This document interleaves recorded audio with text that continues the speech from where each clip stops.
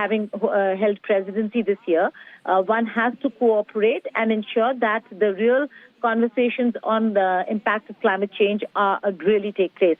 So his first meeting is going to be with Sultan Jaber after he lands, after which there are going to be bilateral talks between, there is a ceremonial welcome, followed by delegation-level talks with Sheikh Nahyan, and then press statements, followed by a banquet lunch, and then he will be returning to Delhi. So it's a very short visit, but one that will be significant. We spoke with the Indian envoy to the UAE, Ambassador Sanjay Sudhir, who said that there is a critical announcement on a very important one on educational cooperation, where an IIT would be coming up in Abu Dhabi. There are some other announcements that are also going to take place, but we'll have to wait and see what that really encompasses in terms of key areas of energy, food security, and defense. Well, absolutely, Chetty. These are ongoing areas of cooperation, and we will see statements that will signify the importance of forward movement on that front. And the security architecture of the partnership, there is going to be some announcement on that front as well, and as to how the two countries are going to cooperate. Furthermore, but the IIT, establishing of an IIT in Abu Dhabi is going to be significant, not just for the UAE, but also for India. And we are also looking at more trade and connectivity. After the CEPA that was signed between the two countries, we are looking at more businesses going both ways. But it's one important question, Chetty, that many are asking is why the UAE? Why has the Prime Minister frequented the UAE so much? The fact is that the UAE in West Asia and in the Muslim world and the Islamic world has been a very important trusted partner of India. Take, for example, two very important areas: extradition of fugitives, of people who are wanted in India. UAE no longer is a safe haven for fugitives who are wanted in India. Secondly, on the Kashmir issue and the G20, India has hosted the G20 summit in G20 events in Kashmir, and UAE participated as an invitee. But more so and more importantly, just ahead of the G20, there was an investors summit that was held in Srinagar, and the UAE, of all the countries in West Asia who are iffy about investing in Kashmir or talking about Kashmir or engaging Kashmir because of the OIC position calling Kashmir disputed territory, UAE has come forward and has not only engaged in that investor summit, but also pledged, MR has pledged 500 crores of investment in Kashmir, shopping mall in Srinagar, infrastructure projects around Kashmir. So that's significant coming from a country that holds a very important position in the OIC, a place where India is criticized very often, but that's a forum where the UAE now stands with India on many occasions vis-a-vis Pakistan. Any comments coming in from the Ministry of External Affairs on the back of this visit of Prime Minister Modi to UAE? Well, Chetty, we will just be playing out the Indian envoy's, the Indian envoy to the UAE, Ambassador Sanjay Sudhir's interview, and that certainly is the voice of the Ministry of External Affairs as to what this. It's a comprehensive interview as to what this visit really holds, how important it is, what are the areas that will come up for discussion, and how the two countries are going to move forward on various fronts, including trade, connectivity, security, defense, as also the areas that might trouble countries in the neighborhood, particularly Pakistan, but one where the UAE stands strongly with India. Right. And how many days is the Prime Minister expected to be in UAE? Well, it's a day-long visit, which means he lands right now, followed by a meeting with Sultan Jaber, which will be followed by a ceremonial welcome and the delegation-level talks. And after press statements and a banquet lunch that will be hosted by Sheikh Al Nahyan, he will head for Delhi. So it's a short visit, Chetty, but one that is going to have a lot of outcomes and deliverables. Yes, and upon his landing in Delhi, one also is going to be looking forward to what he has to say about many issues that Delhi is currently facing with the flood situation in North Delhi, and you've got Manipur, you've got so many other issues at hand in India and business that he'd have to take control of when he comes back. Geeta. Well, that's right. See, the fact that India and various parts of India are facing the worst kind of floods and flood-like situation clearly spells out the importance in addressing the issue of climate change. The conversation with Sultan Jaber, who is the president-elect of COP28, which is a climate change forum, and this is the first review forum after the Paris Agreement, is going to focus on that. So when he returns, and also in Paris, Jyoti, there was a joint statement, a separate statement on single-use plastic. So when he comes back, he is going to address those issues as well. But there are a lot of challenges back home. And we'll have to wait and see when he returns what his statement is going to look like, not just on the two-country visit front, but also on the domestic front. Absolutely. Geeta, continue to be with us right there. You can see the first up visuals and exclusive ones while at it flashing on your screens of the Prime Minister in Abu Dhabi right there. First up visuals on India today of the Prime Minister in Abu Dhabi. And Geeta just got us the agenda. She just got us the key points on the agenda of the bilateral talks also that India is going to be having with Abu Dhabi, with the Prime Minister present over there, or rather United Arab Emirates, and the wide-ranging talks with the UAE President while there. This is coming on the back of the two-day France tour. His stopover in UAE, rather an important one, and then he returns to New Delhi, and it's going to be interesting to see what he has to say about the situation domestically as well once he's back. Geeta is still with us. Geeta, do you see the visuals on the screens? Are you able to? Well, I can see the visuals. I did watch the visuals of Prime Minister landing. He is now. He was welcomed by the leadership in Abu Dhabi, and following which he is going to then go ahead with his meeting with Sultan Jaber, which is a crucial one, a critical meeting between Prime Minister Modi and the President-elect of COP21. COP28, and after which the delegation-level talks will begin. Yes, and that's exactly what the visuals are of Prime Minister Modi landing in UAE, and Geeta just elaborated on what is on the agenda. The Prime Minister is also going to be attending a lunch is what we are picking up. So the complete itinerary also flashing on your screens right there. But these are first up visuals coming in on India today of the Prime Minister in UAE. He's going to be holding bilateral talks with President Sheikh Mohammed. The defense talks are going to be in focus as well. He's going to be holding, discussions with President Sheikh Mohammed.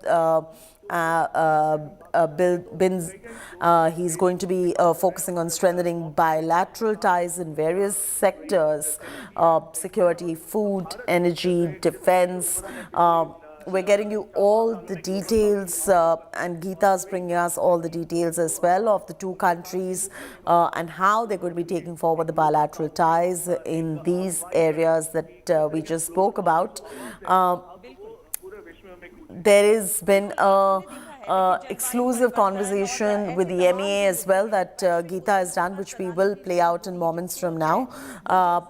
Geeta, if you could elaborate and encapsulate the conversation with the MEA that we are likely to play out. Well, not the Ministry of External Affairs particularly, but the Indian ambassador to the UAE, that's Ambassador Sanjay Sabir. And Ambassador Sanjay Sabir explained to us what this meeting and what this visit really means for India and the UAE relations and ties. beginning with the fact that this is the 7th leadership meeting, 5 incoming visits of Prime Minister Narendra Modi and 2 outgoing visits from the UAE of Sheikh Al Nahyan to India. So 7 leadership visits. That itself goes to show the importance the two countries attach to each other and to enhancing relations. The conversation also focused on what are going to be the deliverables. He said that there are going to be some important announcements. You will see some very important announcements on trade connectivity, SEPA, and taking that forward on that front. But certainly an announcement on an IIT that will come up in Abu Dhabi.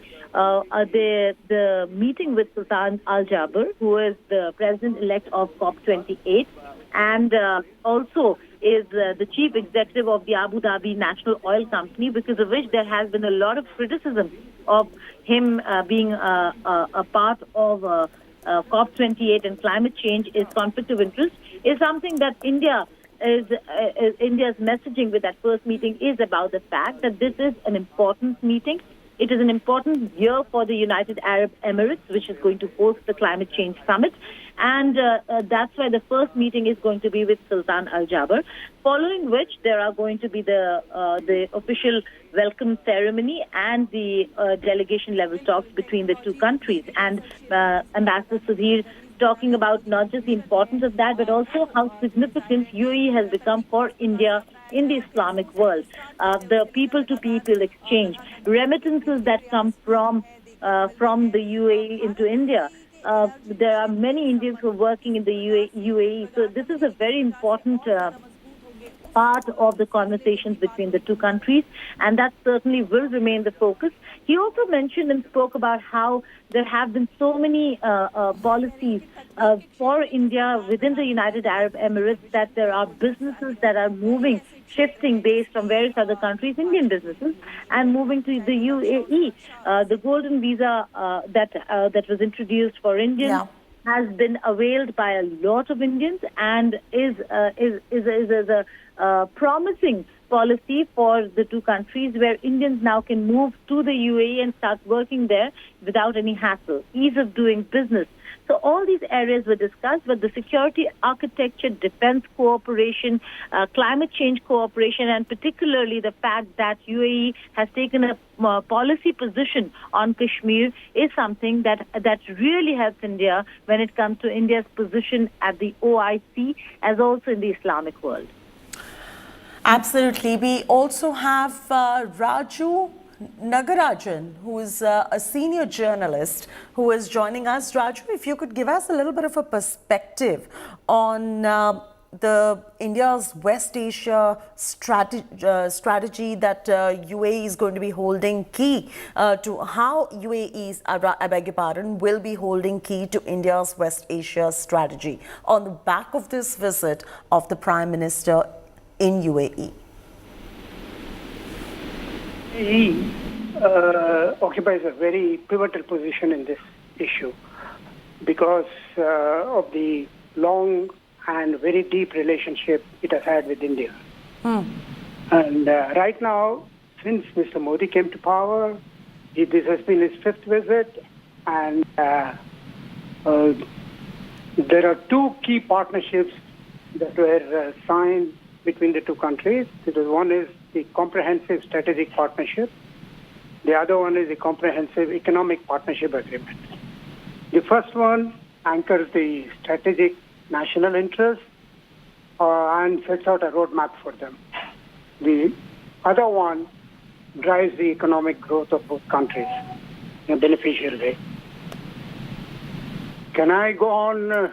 Yes, absolutely. But the personal chemistry also, if you could tell us, in the close rapport between President Sheikh Mohammed bin Zayed Al Nahyan and Prime Minister Modi, and how that has been a rather key factor in the rapid development of this close partnership.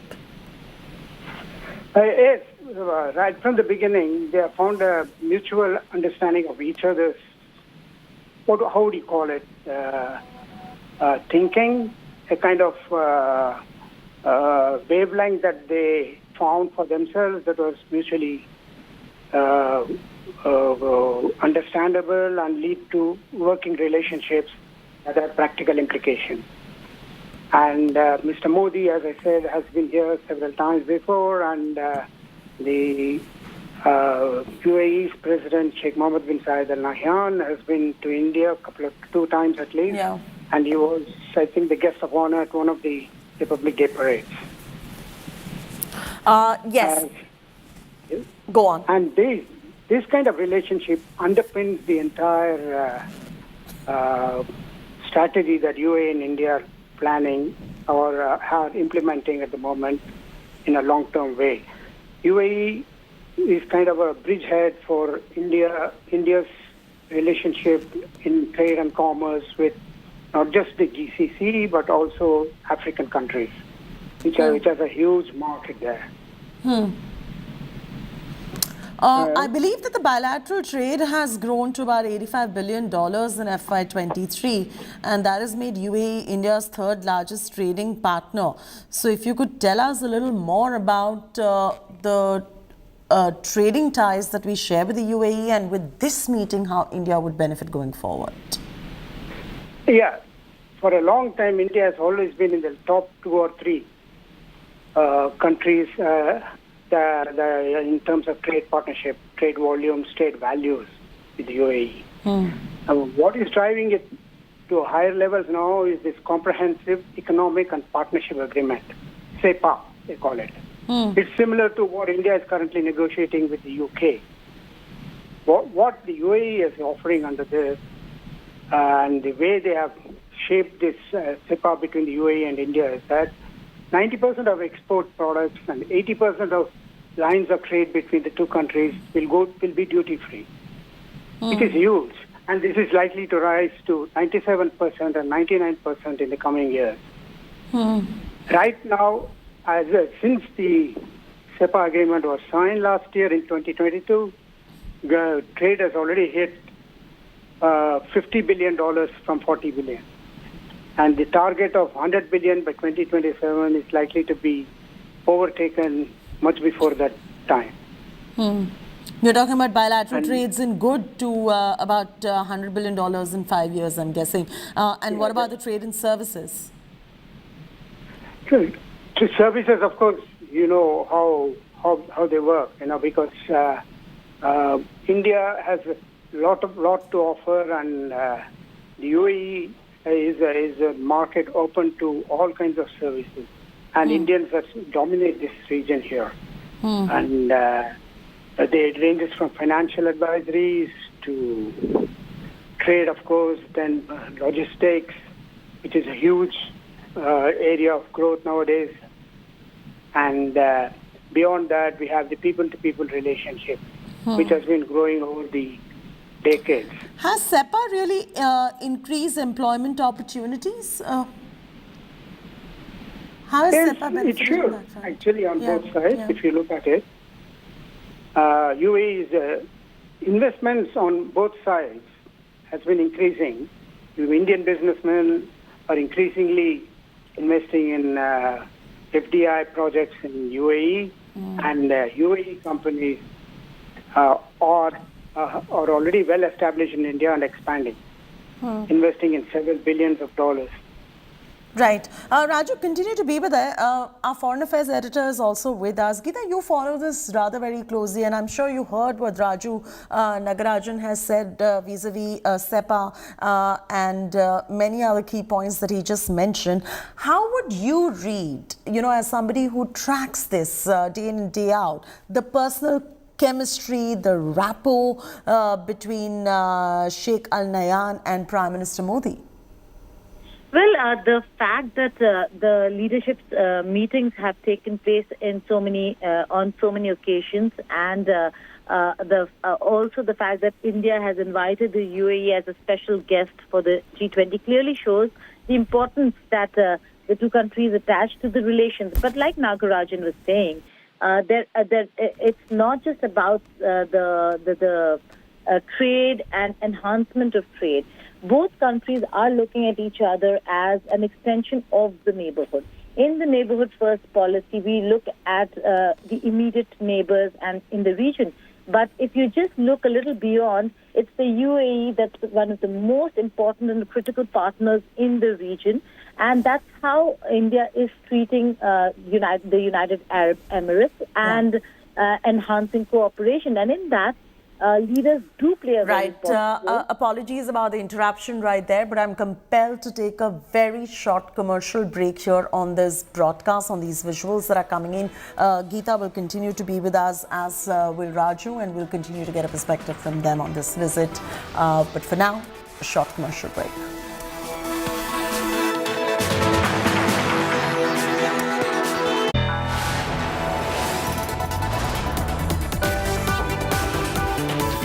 Are watching India Today.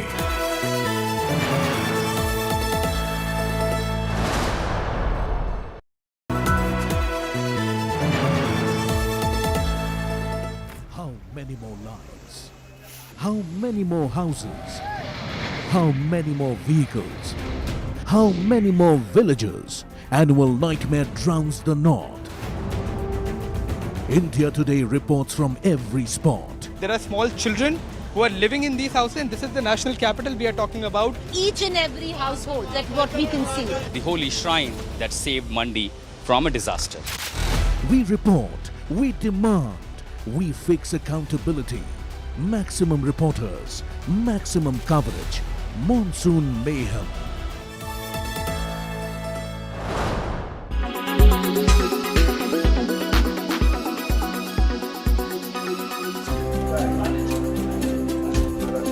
It is never too late to chase your dream.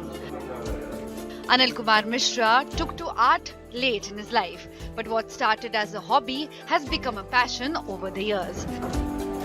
The 70-year-old from Ramnagar in Jharkhand spends his time giving new life to waste wood. मैं समझता हूँ कि ये कोई ईश्वरीय then है, जो शक्ति है, जो मुझे प्रेरणा देता है, और मैं इसको कार्य रूप में परिणत कर पाता हूँ. Mishra's tryst with art started in 2007 when he was a school teacher.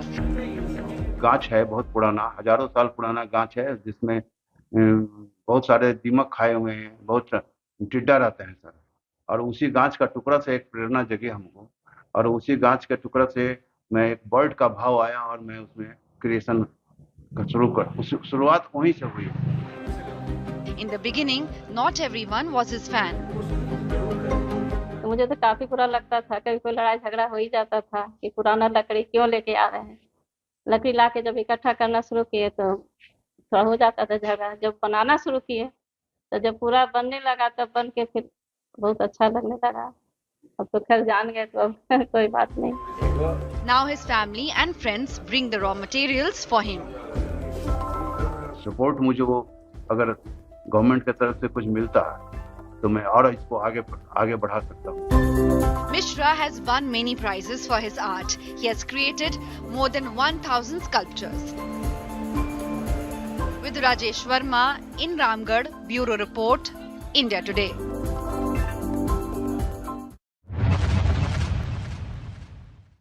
So while this diet soda can be your once-in-a-while sort of an alternative if you're having a craving for a sugary drink, this certainly isn't healthy. This is not your alternative to sodas, to regular sodas.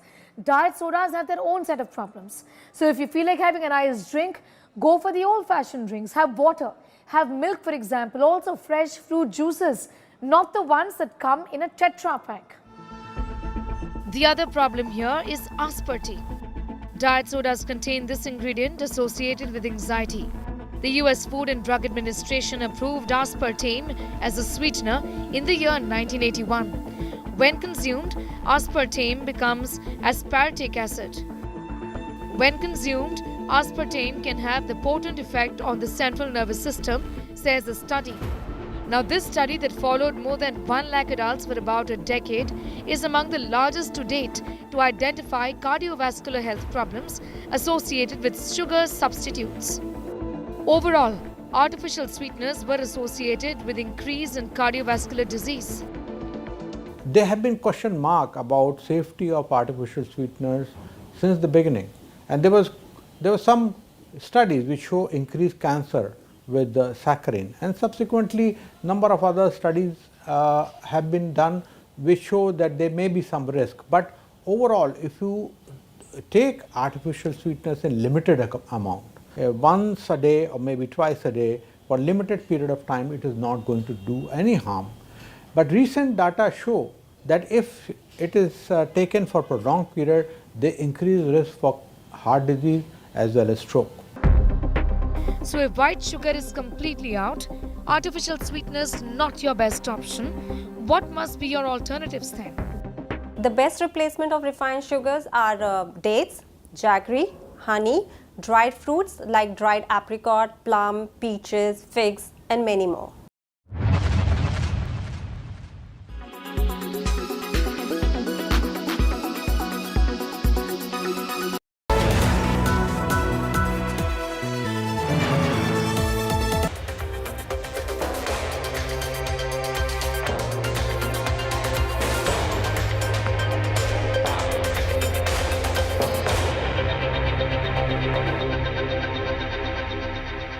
Hello and welcome to this week's edition of World Today. The focus this week shifted to Lithuania's city of Vilnius for the NATO Summit, which concluded in not a grand fashion, once again exposing the fissures and divisions that exist within the military bloc. While the alliance finally decided to add Sweden after Turkey lifted its bloc, it also laid out new ambitions for itself. But it only offered long-term support for Ukraine, promising membership someday, without a clear timeline for when Ukraine can join the military alliance. No clarity on date or time when Ukraine is literally fighting Russia, not just for herself, but also for Europe and for the West as a whole. A humiliation that might have a long-standing impact on the people of Ukraine and on Zelensky's presidency.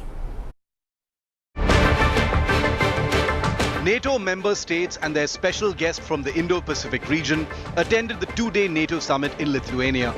The leaders arrived for the meeting focused on new memberships and how to contain the Ukrainian conundrum.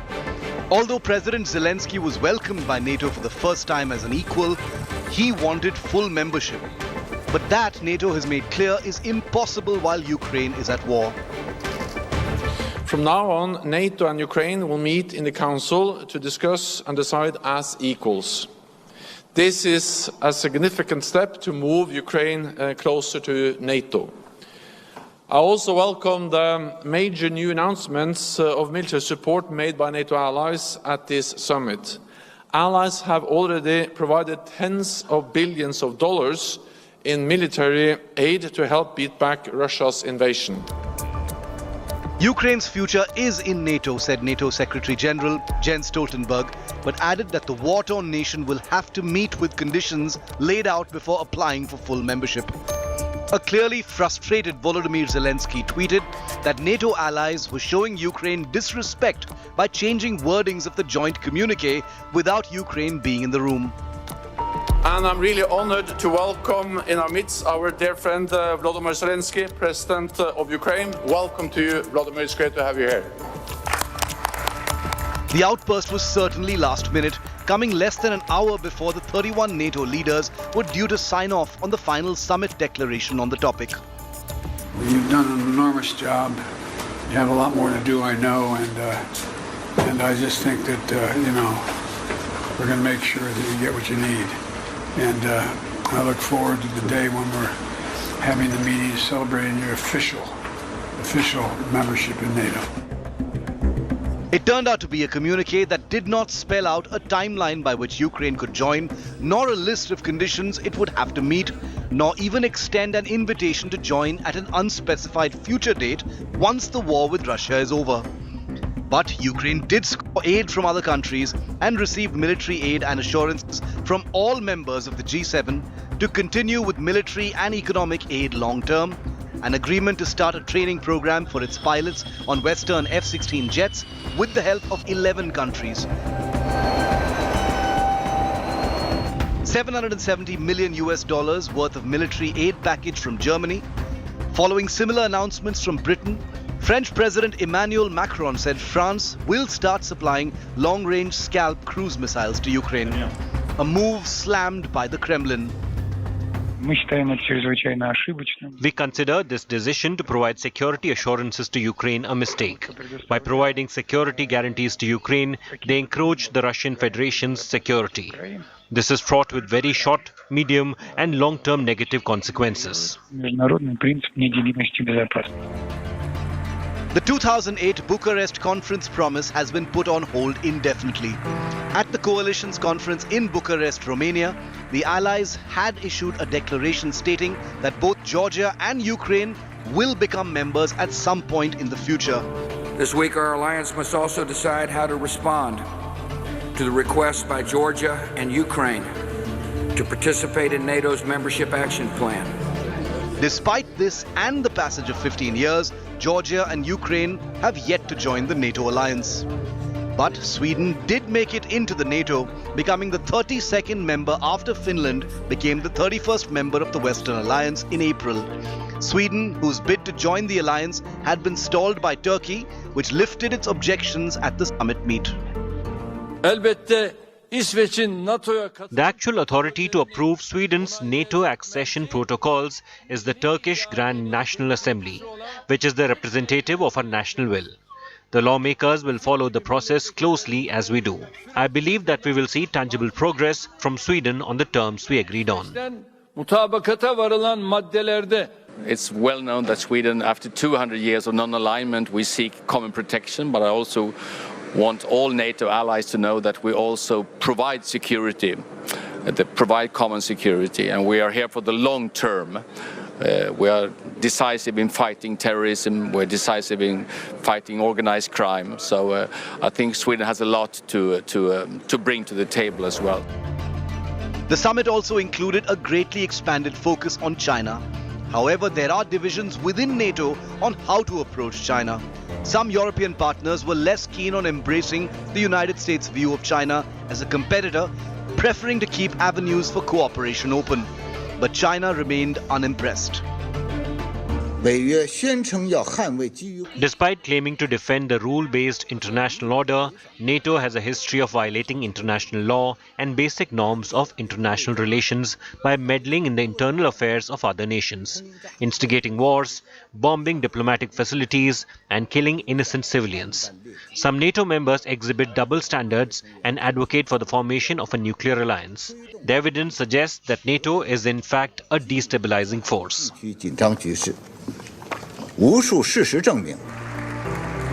The takeaway from the NATO summit almost seemed like fatigue has set in.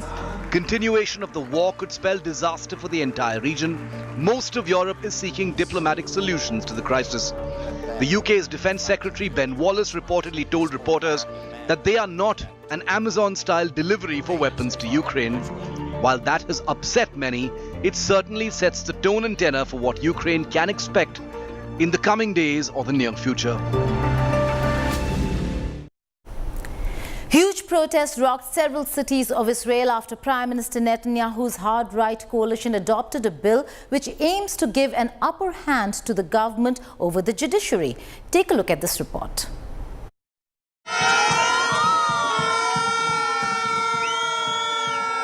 Thousands came out onto the streets across Israel after the country's parliament, Knesset, gave its initial approval to the controversial bill which would curb powers of the Supreme Court. The protesters stopped traffic and blocked major intersections and highways.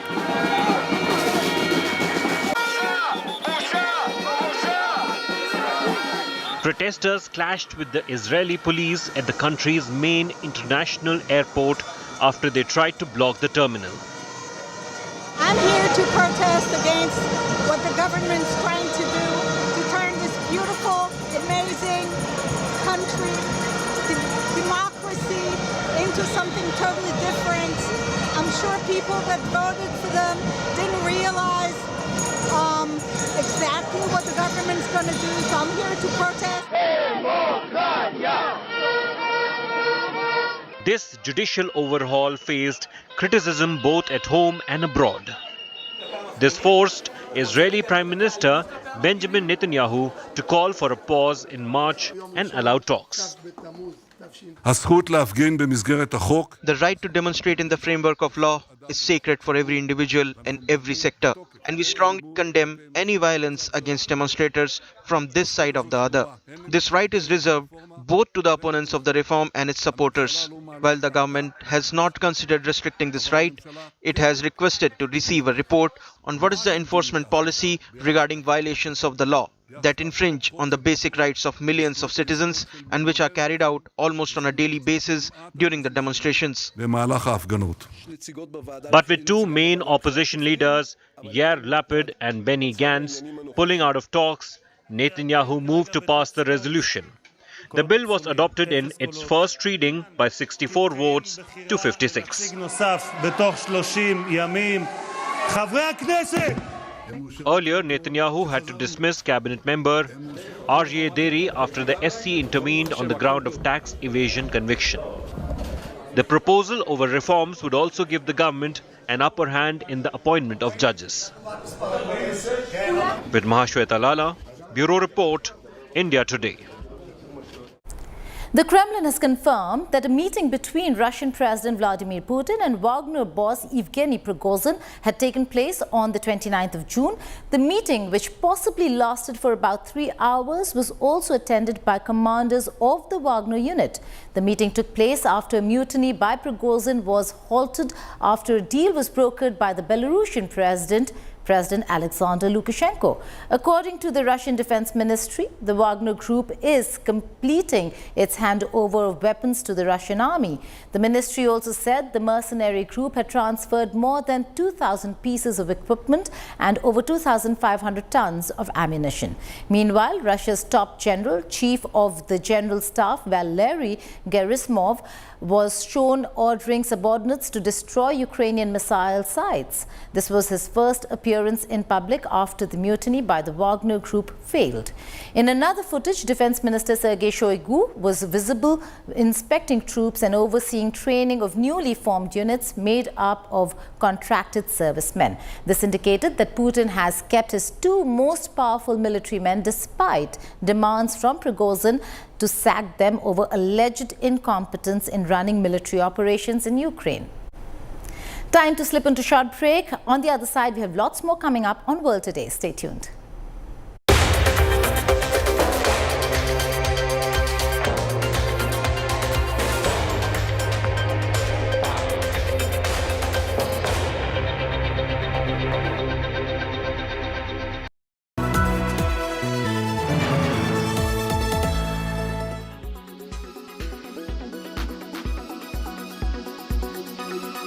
Tell us your first thoughts about this decision to levy a 28% GST and that too on the entire full value or the bet amount or entry value as it is called for online gaming.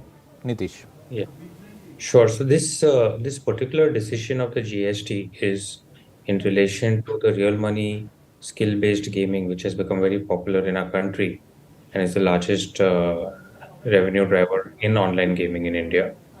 And I think in this, this significant increase in tax or GST has some impact, or I would say significant impact on the business viability of this particular model. In my own company, Nazara, we have limited exposure of only 5% to this particular segment. So there's a minimal impact to us. But if you were to ask me from a skill-based real money gaming industry per se, there would be a much larger impact. Okay. Let's break it down for our viewers to understand. First, earlier the taxation was at 18% on the platform fee. Now it is 28% but on the entire bid amount. Also, the distinction between games of chance and games of skills has been done away with. Can you help sort of give us an example of using, let's say, 100 rupees as the full value and explain what was earlier and what is going to happen now? Sure. So in the first case, when a consumer or a player would put in 100 rupees in a game, the platform would earn a 10% commission on it. So they would earn 10 rupees and a 18% GST would be paid on top of that. So let's say approximately 1.8 rupees. Now, in the new regime, on 100 rupees, you would have a GST charge of 28 rupees. So, really speaking, the 1.8 becomes 28, which, as you can see, is really a significant jump in the taxation. And what this is going to do is, the amount of winning that the consumer could win back would significantly decrease, and therefore, the incentive to play or participate in such games may reduce. We, of course, will see what happens once it is implemented, but that is what the expectation is.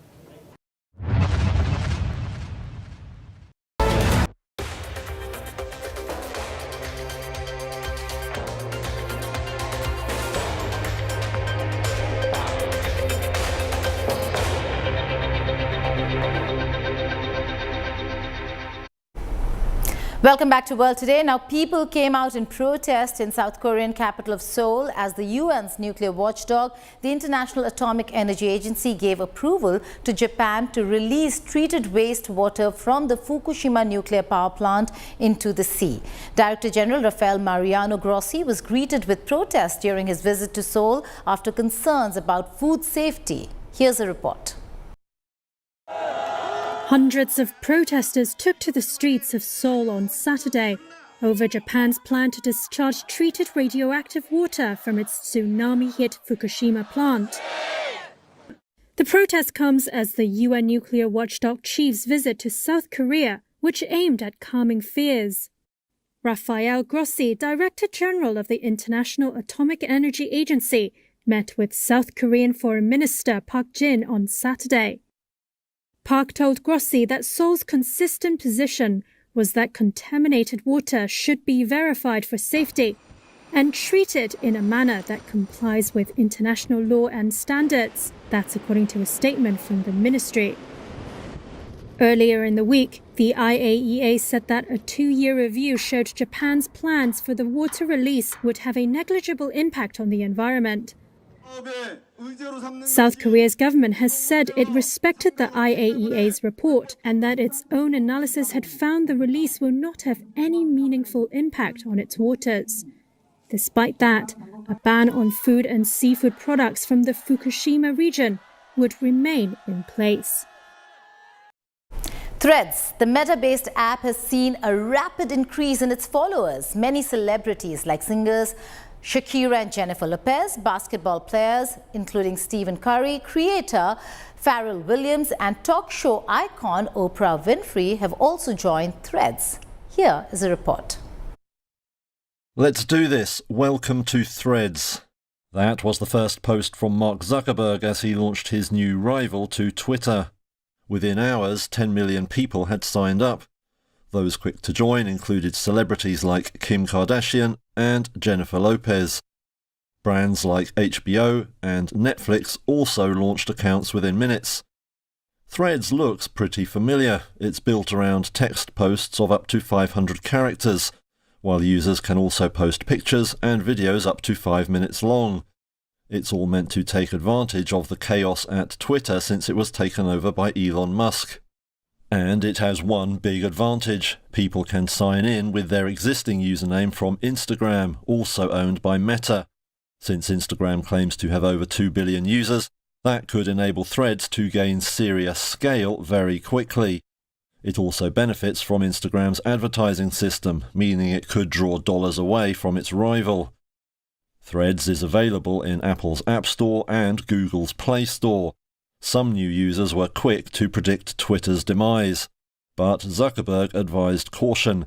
He said this was just the opening moment of the first round.